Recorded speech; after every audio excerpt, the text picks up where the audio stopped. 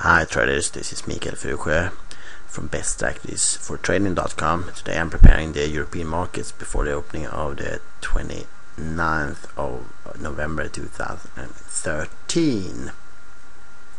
Just a brief background about how I operate. I'm a swing trader. I mostly use Contrarian strategies.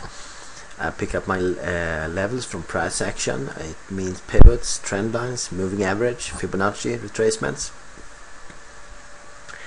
I'm only looking at stocks that has more than $10 million in daily average turnover.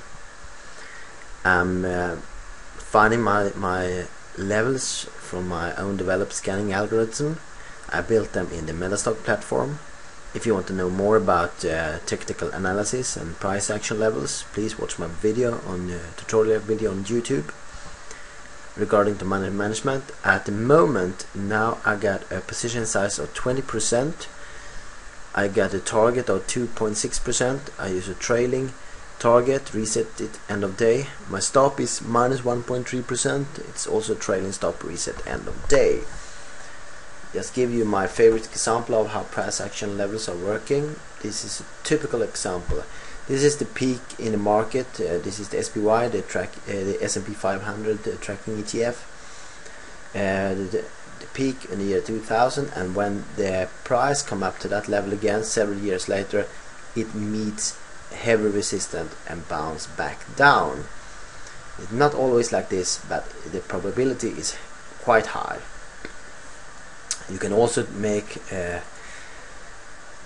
levels from support or resistance levels from trend lines. You connect several troughs in this example, or you can use it from the 200 daily moving average. It's only the daily 200 moving average I'm talking about. This is the red line. It's building some kind of support on the way up and some kind of resistance on the way down.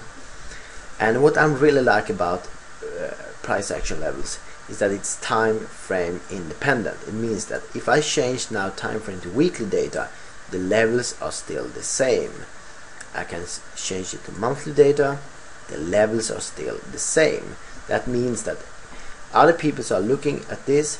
If they use hourly chart, if they use daily chart or monthly chart, they are looking at the same price. They're going to take the same action at the same time at the same price levels, and that increases the chance of getting on the right side of each trade. This is not the case if you are using indicators, because the indicator change values when you change the time frame. Okay, take a look at the first chart.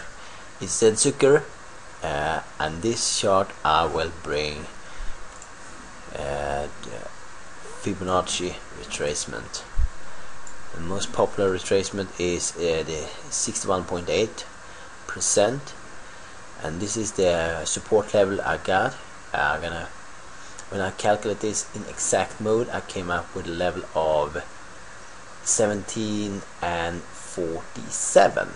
That's where I put in my support line and my buy limit order. You can also find a minor pivot here that also might make up some support. Okay, you always need to look if the particular stock has any earnings coming up, because you don't want to be in a trade if that company come up with an earnings release and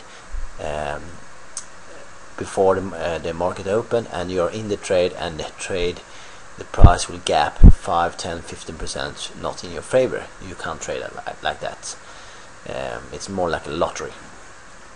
Okay, no earnings coming up for Setsuke. Next chart, Vedanta Resources from the London Stock Exchange. I use this trough, and I'm also using this trend line. If you connect the bodies from,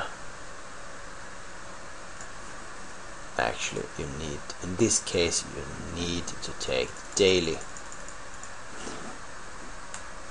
and if you connect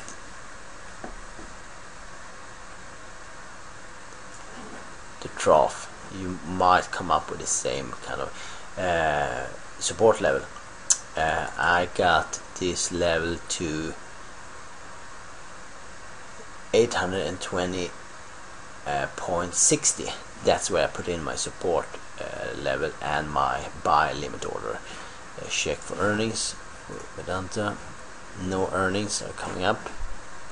Okay, next chart. It's AXA from Paris. I'm using the pivot, the peak from 09, and you get a print, a high print of 19 and 36 cents. That's where I put in my short sell limit order. Check for earnings. AXA, no earnings next coming weeks. British Petroleum, I'm using this high peak from 2011. The print is 514, and that's where I put in my short sell limit order. BP, no earnings in the near future. Next chart, Centrica. It might be easy if you take a look at the daily chart. You got a trend line. If you connect this trough to that trough, and you got a trend line, and that trend line is also visible on the weekly data. And when I calculate this exactly, I came up with the level of 329. That's where I put in my buy limit order. Check for earnings. Centrica, no earnings are coming up. Okay, next chart, read Elsevier. Easier with monthly data, and I got the highest peak of this. Several peaks. I got the highest peak in the year 2000, and the print is 16 and 19.